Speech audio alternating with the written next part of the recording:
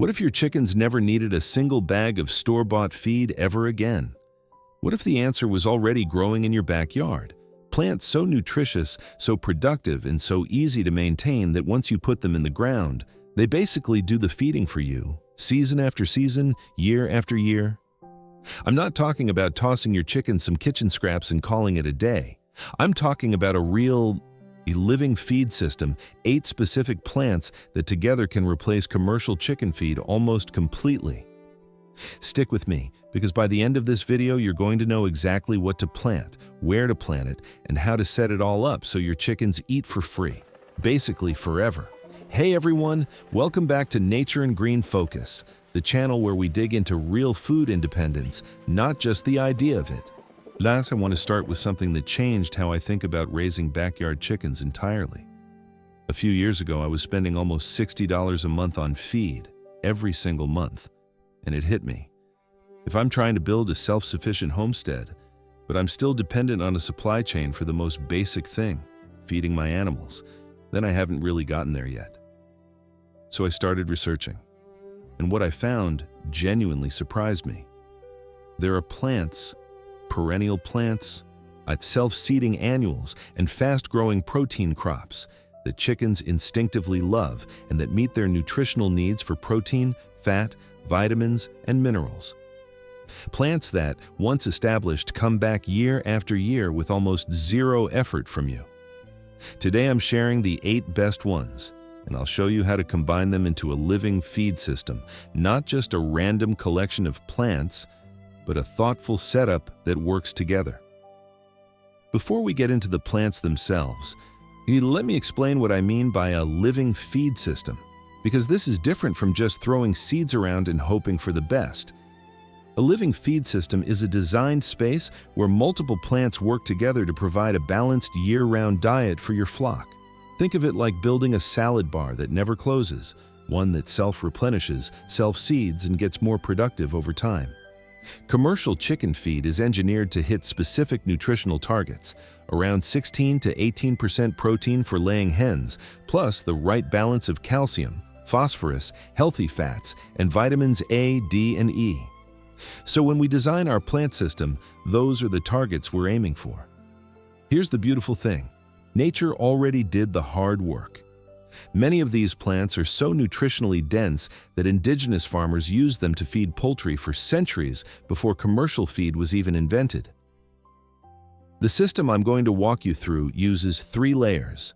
Perennials, plants that come back every year with no replanting. Self-seeding annuals, plants that drop seeds and regrow on their own. Fast-cycling crops, high-protein plants you can grow in rotation for continuous harvest. Together, they cover your flock through every season. Let's get into the 8 plants. Plant number 1, Comfrey, the protein powerhouse perennial. If there's one plant every chicken keeper needs to grow, it's Comfrey, specifically the Bocking 14 variety, a sterile hybrid that won't spread aggressively but grows enormous leaves packed with nutrients. Comfrey contains up to 24% crude protein in dry weight. That's comparable to soybean meal, which is the protein base in most commercial feeds.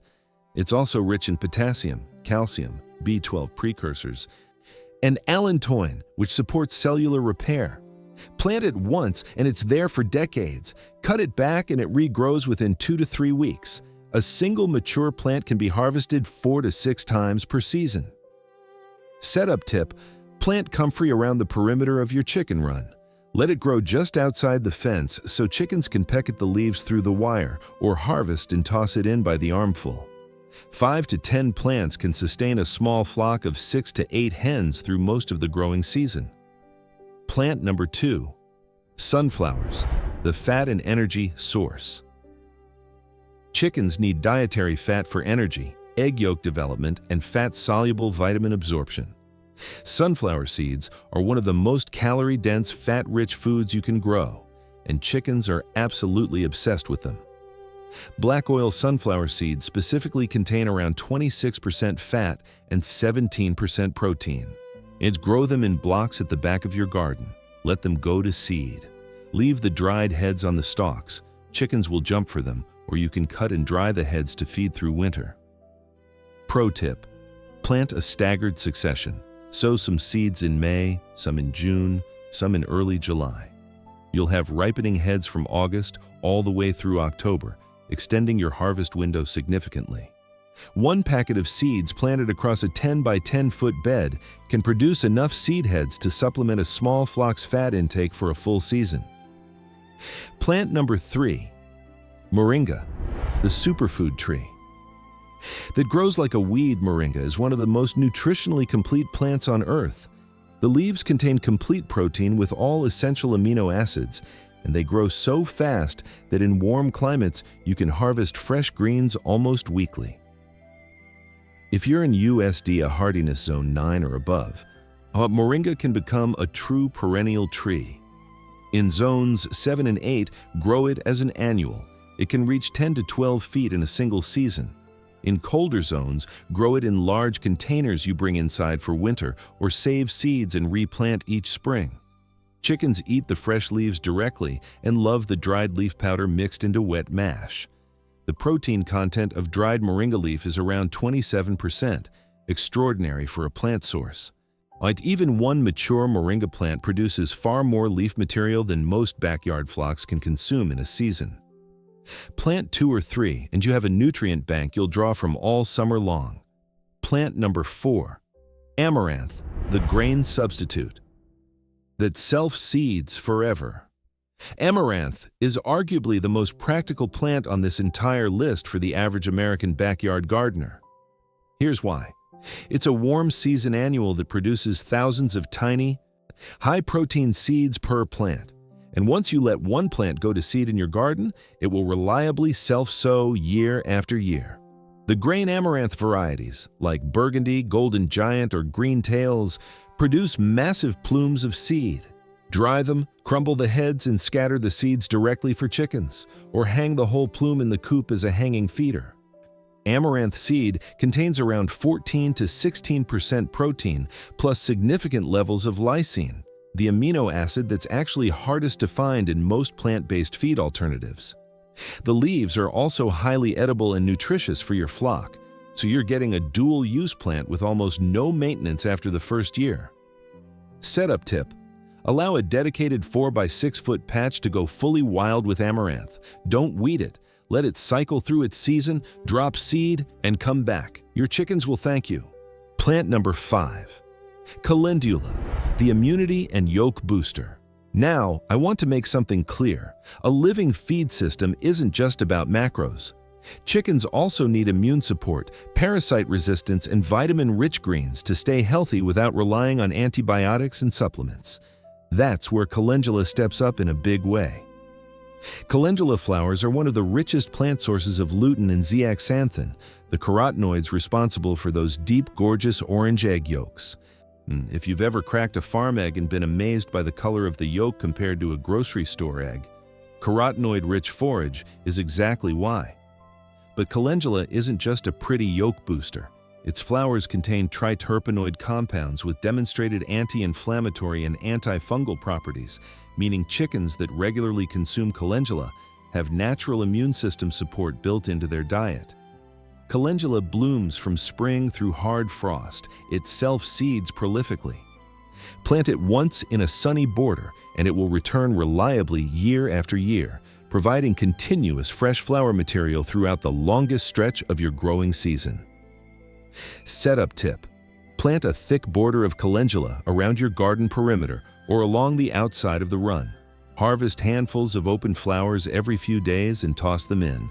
Dry excess blooms for winter supplementation in wet mash. Plant number 6, stinging nettle, the forgotten superfeed. I know what you're thinking. Nettle? The plant that burns your skin. Hear me out, because this one might be the most underrated chicken feed plant in existence. Stinging nettle has been used as livestock forage across Europe and Asia for centuries. Once dried or cooked, the sting completely disappears, and what you're left with is one of the most nutrient-dense plants you can feed a chicken. Dried nettle leaf contains approximately 25 to 30% crude protein, higher than most commercial feed formulations. It's also exceptionally rich in iron, vitamin A, vitamin K, and chlorophyll, which supports liver function and overall detoxification in laying hens. Research on nettle supplementation in poultry has shown measurable improvements in egg production rates, yolk color, and eggshell strength. This isn't folk knowledge, it's documented in poultry nutrition literature. Nettle is a perennial that spreads by underground rhizome. In most U.S. climates, once established, it returns vigorously every spring. The key is managing its spread. Plant it in a contained bed, or use a buried root barrier to keep it where you want it. Harvest tip: wear gloves and long sleeves. Cut stems in late spring before flowering for the highest nutrient concentration. Bundle and hang to dry in a cool, shaded area. Crumble the dried leaves into feed or mix into a wet mash. One established 4x4 foot nettle patch can produce enough dried material to supplement a flock of 8 hens all winter long. Now, plant number 7, chicory, the deep-rooted mineral miner. Here's a plant most gardeners ignore or actively pull out as a weed, and it's actually one of the most mineral-dense chicken forage plants you can grow. Chicory has a deep taproot that pulls up calcium, magnesium, phosphorus, and potassium from layers of soil that shallow-rooted plants can't reach. It essentially mines the subsoil and brings those minerals up to the surface, straight into the leaf tissue your chickens eat. For laying hens especially, calcium is critical for eggshell formation. Chicory provides a natural plant-based calcium source that supports shell quality without separate oyster shell supplements. Chicory is also a perennial. Plant it once and it returns every spring. It tolerates drought, poor soil, and neglect remarkably well. Established plants even survive light foot traffic from chickens grazing around them. Chicory also contains inulin, a prebiotic fiber that feeds beneficial gut bacteria in your flock, improving digestive health and nutrient absorption across the board. You're not just feeding your chickens with this plant, you're feeding their microbiome. Setup tip: plant chicory in a dedicated forage zone, a strip of ground your chickens have access to for controlled rotation grazing. Let it grow 10 to 12 inches before allowing flock access, then rotate them off to let it recover. Plant number 8, mulberry tree, the once and forever feed machine. Save this one for the end because I want you to feel the full impact of what I'm about to say. A single mature mulberry tree can produce up to 500 pounds of fruit per season. That's not a typo. One tree, 500 pounds. Mulberry fruit is sweet, high in sugar for quick energy, and contains meaningful levels of protein, iron, riboflavin, and vitamin C. Chickens go absolutely wild for them. The leaves are also edible and have been used for centuries in Asia as silkworm feed, which is itself a sign of their nutritional completeness. The key thing about mulberry is the timing.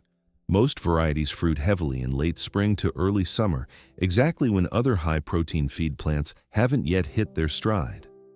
It fills a critical seasonal gap in your living feed system. Plant a dwarf ever-bearing mulberry if you're working with a smaller space. It maxes out around 6 to 10 feet. Deer produces abundantly and can even be grown in a large container in colder climates. One tree, planted once, will feed your flock every single June for the next 50 to 100 years. Now let me zoom out for a second and talk about why this matters beyond just saving money on feed. Though saving $60 or more a month is genuinely wonderful, when you replace commercial chicken feed with a living plant system, you're breaking a dependency that most people don't even realize they have.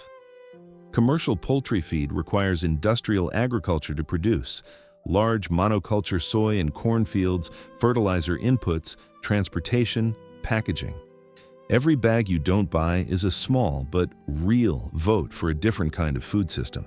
The plants we talked about today, comfrey, sunflowers, moringa, amaranth, calendula, stinging nettle, chicory, mulberry, they don't need synthetic fertilizer. Most of them improve the soil they grow in. They support pollinators, build organic matter, and create habitat. And here's the compounding effect that I think about a lot. Every year your system matures, it produces more. Comfrey roots get deeper. Mulberry trees get larger. Amaranth self-seeds more thickly. Nettle patches expand and become more productive. You put in the work once, and the system literally pays you back in increasing returns over time. That's what food independence really looks like. Not a dramatic off-grid transformation overnight, but a patient, layered, living system that gets stronger every year. All right, let's be real, because this wouldn't be a complete picture if I didn't talk about the challenges. Challenge number 1, chickens will destroy new plantings. This is the most common mistake. If you free-range your flock into newly seeded or transplanted areas, they will uproot, scratch, and eat everything before it's established. The solution is simple. Use temporary fencing or cloches to protect new plants for the first 6 to 8 weeks. Once established, most of these plants are vigorous enough to handle controlled flock access. Challenge number 2, getting the timing right. Your living feed system won't be at full capacity in year 1. That's okay and expected. In the first season, continue using some commercial feed and supplement with what your plants produce. By year 2 or 3, your perennials will be mature, your self-seeders will be establishing patterns, and your mulberry will be filling in. Plan for a 2 to 3 year transition, not an overnight switch. Challenge number 3, seasonal gaps. But even a well-designed system has lean months, typically January through March in most U.S. climates. The solution here is preservation. Dry comfrey, moringa, and nettle leaves in summer and store them for winter. Save and dry sunflower and amaranth seed heads in fall. Dried calendula flower petals can be mixed into winter mash. What you harvest in abundance in summer becomes your feed bank for winter. Challenge number 4, pests competing for your feed plants. Aphids love comfrey. Caterpillars go after amaranth. The best defense is companion planting. And conveniently, several plants on our list are themselves pest repellents. Calendula attracts beneficial predatory insects. Chicory's bitter compounds deter many common garden pests. The system protects itself when you design it thoughtfully. Here's your challenge for this week. Pick just one plant from this list, just one, and order the seeds or a starter plant. Put it in the ground this season.